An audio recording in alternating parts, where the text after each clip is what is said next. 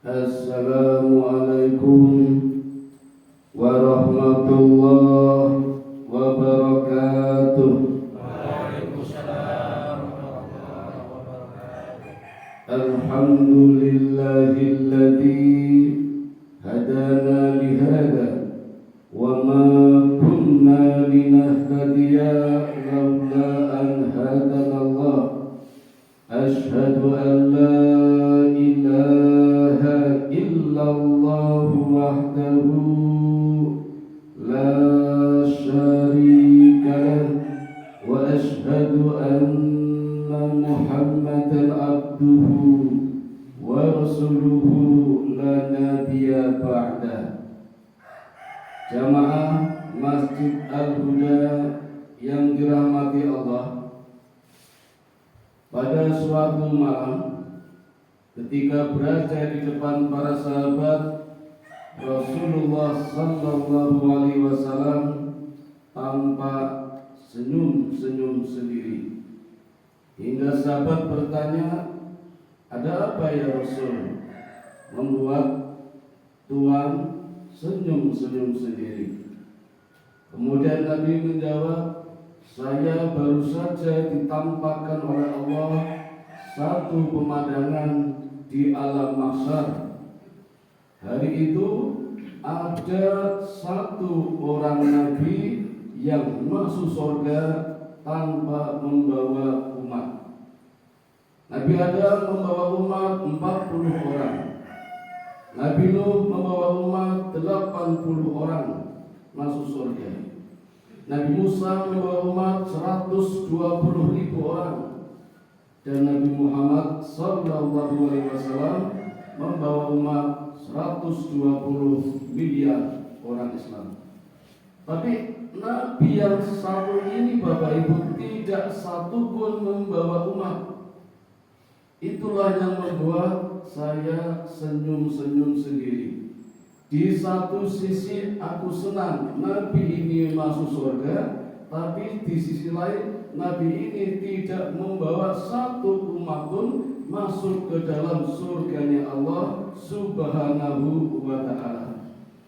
Dan yang membuat lucu lagi, kata Nabi, Nabi ini membawa senjata pedang kecil ketika masuk surga. Coba tebak Bapak Ibu, Nabi siapa namanya? Nabi Samun. Dulu pernah dibuatkan filmnya oleh orang-orang barat. Waktu saya SMA, filmnya judulnya Samson Delilah. Kalian nonton?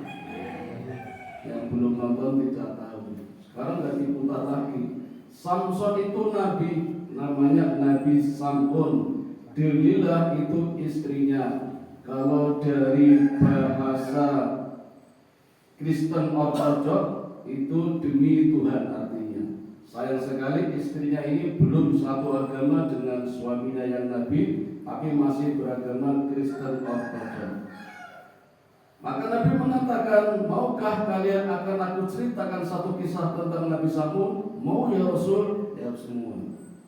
Jadi Allah berikan kepada Nabi Samun ini, nabi dari golongan Bani Israel, untuk berdakwah di negeri Kekaisaran Romawi. Sendirian Bapak Ibu, tanpa umat, dan Allah berikan kepada nabi ini 2 mukjizat. Mukjizat yang pertama berupa pedang.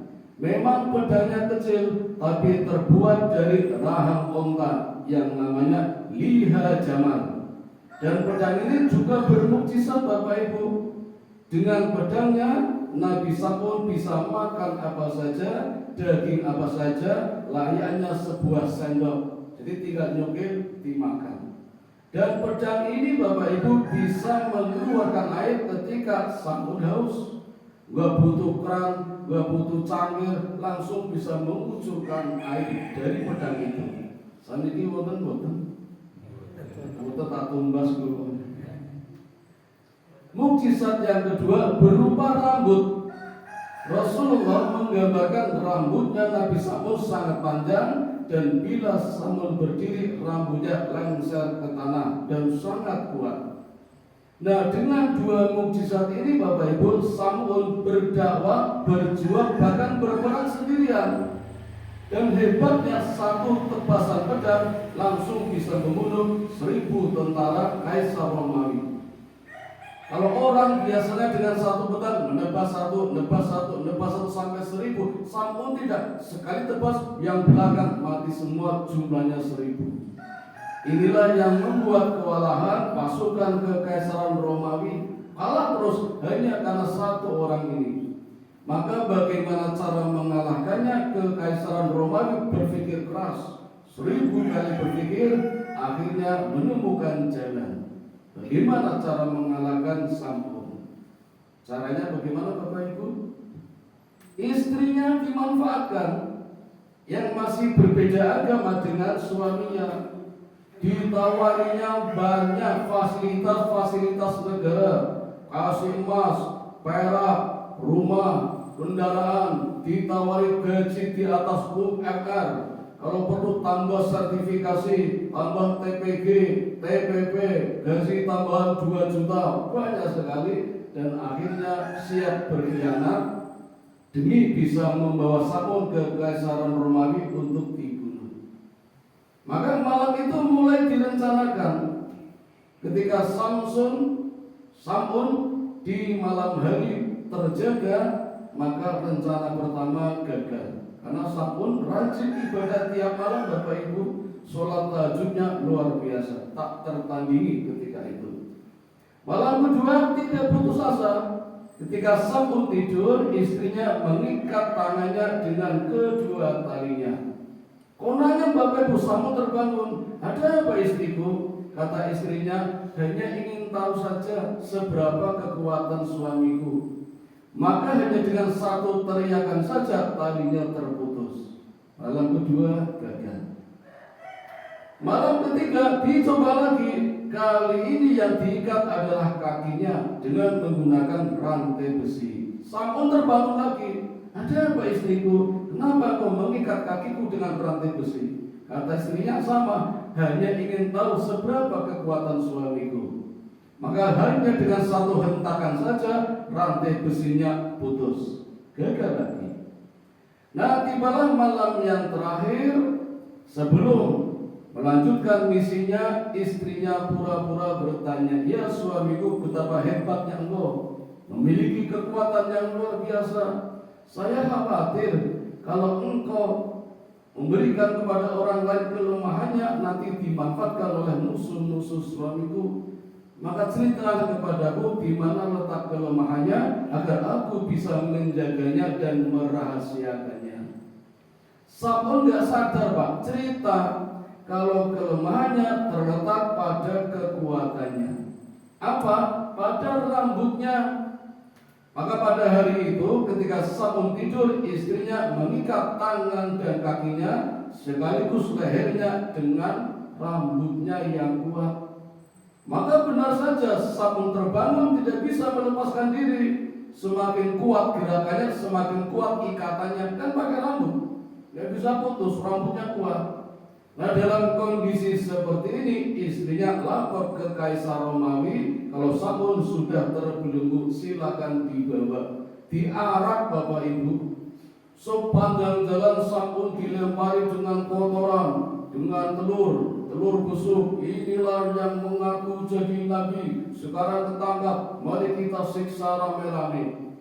Dipenteng Bapak Ibu, antara tiang kiri dengan tiang kanan dipenteng, terus dilempari sampai pada peristiwa pemutalisan, mutilasi Bapak Ibu. Jadi kasus mutilasi tidak cuma zaman sekarang, dulu sudah ada. Bahkan pelakunya penguasa, seorang raja. Maka dicukil matanya, diiris telinganya, disobek hidungnya, sampai dilemahkan, dibuat lumpuh kaki dan tangan-tangannya. Cacat Bapak Ibu. Dalam kondisi seperti ini, Allah kirimkan malaikat Jibril untuk menawarkan, ya Sam'un, aku tawarkan bantuan. Kamu pengen apa? Ya Jibril, aku hanya ingin satu saja, berikan kembali kekuatanku untuk menghancurkan istana kerajaan Kaisar Romawi. Allah penuhi Bapak Ibu. Yang tadinya sudah cacat kembali utuh, matanya kembali, telinganya kembali, hidungnya kembali, tangan dan kakinya kembali, dan dengan kekuatan dua tangannya Saul mampu merobohkan kerajaan istana kekaisaran Romawi beserta pasukan-pasukan dan bala tentaranya, termasuk istrinya Bapak Ibu, yang selama ini setia menemani hidupnya, tapi di hari-hari akhir berkhianat demi mendapatkan fasilitas negara, juga meninggal dalam keadaan su'ul khotimah. Maka hari itu hancur semua kekaisaran Romawi, tinggal Saul sendiri yang hidup sendirian di negeri itu. Dan hari itu Saul bersumpah kepada Allah, "Ya Allah, izinkan aku hidup 1000 tahun lagi untuk beribadah kepadamu. Malam harinya akan aku beribadah, sholat tahajud selama 1000 bulan. Dan siang harinya akan aku puasa selama 1000 bulan." Nah, sumpahnya ini Bapak Ibu yang menjadikan Saul diberi nama dengan gelar sebutan Nabi 1000 bulan.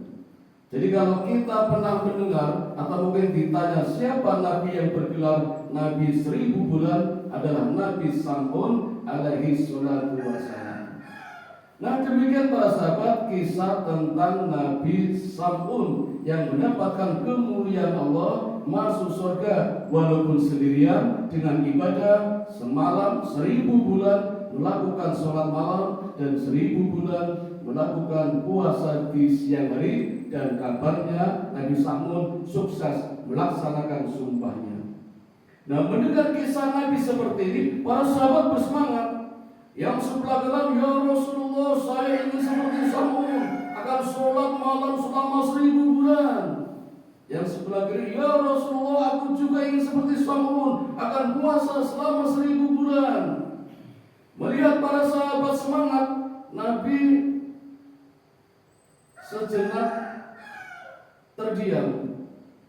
Dalam diamnya Allah kirimkan malaikat Jibril menurunkan surat Al-Qadar, surat yang ke-97. A'udzu billahi minasyaitonir rajim. Inna anzalnahu fi lailatul qadr. Wa ma adraka ma lailatul qadr. Lailatul qadri khairum min alfi syahrin. Tanazzalul malaikatu war-ruhu fiha bi'idni rabbihim min kulli amrin salam ya hatta matla'il fajr.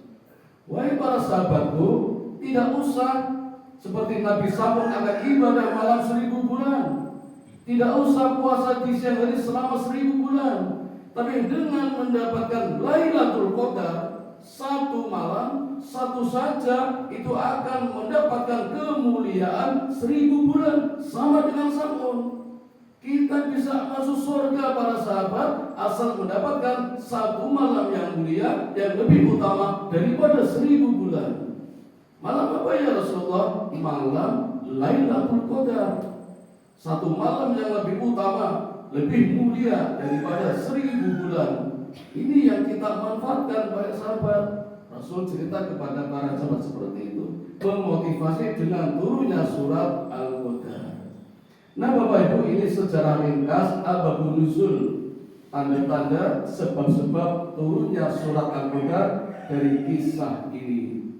Maka hadirin sekalian, sebagaimana Rasulullah memotivasi kita di 10 hari pertama untuk lebih aktif lagi, lebih giat menunaikan ibadah di bulan Ramadan yang kemampuan dan keutamaan serta kemuliaannya pernah Allah berikan kepada Nabi Saul. Tanpa kita memiliki pedang, tanpa kita berambut panjang, tanpa kita ibadah 1000 bulan, cukup mendapatkan satu malam saja.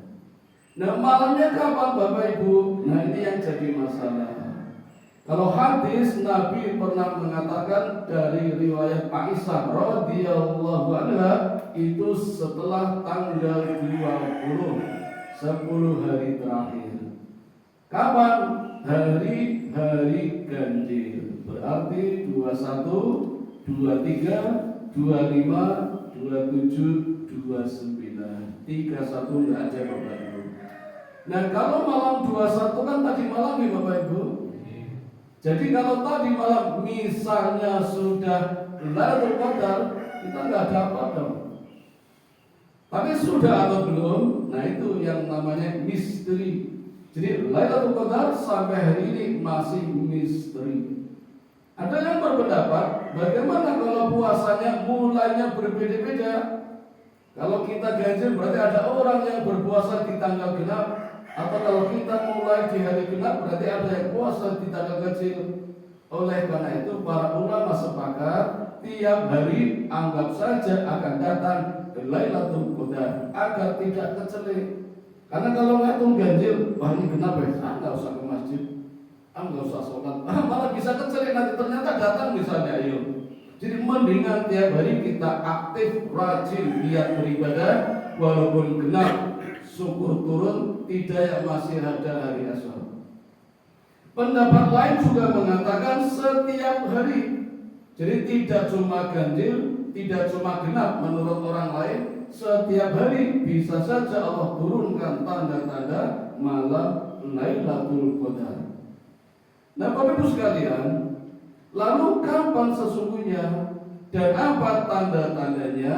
Itu ilmuwan sepakat kalau tanda turunnya Lailatul Qadar secara fisik tidak ada angin, tidak ada hujan, suasananya tenang, terang benderang, langit cerah. Itu secara fisik yang bisa kita lihat. Benar apa tidak? Mari kita sama-sama saksikan setiap malam. Kalau ada hujan berarti tidak. Kalau tidak terang benderang berarti tidak secara fisik. Tapi yang terpenting Bapak Ibu, yang bukan secara fisik, yang Allah berikan kepada setiap individu orang yang berbeda-beda. Jadi kita tidak bisa melihat Pak Awanto dapat apa enggak ini, saya dapat enggak. Yang bisa melihat dirinya sendiri. Apanya? Suasana hatinya senang, gembira, riang. Sebagaimana Nabi katakan sebelum Ramadan, Nabi sudah mengatakan, barang siapa senang dengan datangnya bulan Ramadan, maka akan ampuni dosa-dosanya setahun yang lalu. Coba Bapak Ibu, dosa yang lalu sudah diampuni hanya dengan perasaan senang dengan datangnya bulan Ramadan. Senang apa? Semangat beribadah. Bukan senang, ada takjil, ada jualan mercon, bukan itu. Hatinya senang seperti pengantin baru. Nanti boten kroso. Bolani. Seperti pengantin baru senang. Yang kedua seperti orang yang tidak punya utang. Yang ketiga seperti orang yang bebas dari utang, bebas dari kunjungan DC debt collector. Tenang toh? Nah itu perasaannya. Ini tiap orang beda-beda. Dan satu tanda lagi, tanda besar Bapak Ibu, tidak bisa diketahui sekarang. Kapan? Setelah Ramadan, yaitu orang-orang yang bisa ikut sawalan. Sawalan Bapak Ibu berbeda dengan halal bihalal, berbeda dengan lebaran. Sawalan hanya bisa dinikmati oleh orang-orang yang betul-betul sukses ibadah Ramadannya. Kalau yang tidak akan mendapatkan sawalan, paling hanya mendapatkan lebaran atau mungkin halal bihalal. Bahkan orang yang beda agama pun bisa mendapatkan lebaran, iso melu bodo, iso halal bihalal, tapi tidak mendapatkan hikmah Lailatul Qadar di dalam sawalan atau Idul Fitri. Nah demikian Bapak Ibu kisah singkat Nabi Samun yang memberikan pelajaran kepada kita oleh Nabi kita Muhammad Sallallahu Alaihi Wasallam. Satu peristiwa malam Lailatul Qadar, dan ini perlu kita manfaatkan Bapak Ibu. Sebagai penutup, Nabi kita usianya hanya 63 tahun, memberikan tanda kepada kita kalau umatnya rata-rata usianya 60 sampai 70 tahun. Yang 80 berarti sudah dapat bonus. Nabi-nabi yang lain usianya panjang. Nabi Nuh 950 tahun, Nabi Adam 800 tahun, Nabi Su'aib 120 tahun, Ibrahim 180 tahun, Nabi Sulaiman 250 tahun, Ismail, Ishak 130 tahun, panjang-panjang. Nah, pentingnya malam Lailatul Qadar Bapak Ibu, satu kali mendapatkan saja kita sudah membuat lompatan yang sangat jauh, 1000. Berarti Bapak Ibu, kalau kita bisa mendapatkan satu, sama saja mendapatkan lompatan waktu sejauh 1000 bulan atau selama 83 tahun. Kalau 10 kali kita pastikan mendapatkannya, berarti 830 tahun sudah cukup untuk mengalahkan amalan-amalan umatnya Nabi Adam. Tambah dikit lagi bisa mengalahkan amalnya umatnya Nabi Nuh. Itulah yang namanya umur yang barokah. Usia boleh pendek, tapi umur harus panjang. Jadi beda, 80 tahun, 70 itu usia bilangan. Tapi kalau umur kebaikan, syukur usia panjang, umur juga panjang. Usia pendek, kita sudah meninggal, tapi kebaikannya dikenang orang. Itulah umur yang barokah. Mudah-mudahan Bapak Ibu hidup kita barokah. Amin ya rabbal alamin. Mari kita tutup dengan doa kifaratul majlis. Subhanakallahumma wa bihamdika asyhadu an la ilaha illa anta astaghfiruka wa atubu ilaik. Assalamualaikum warahmatullahi wabarakatuh. Waalaikumsalam.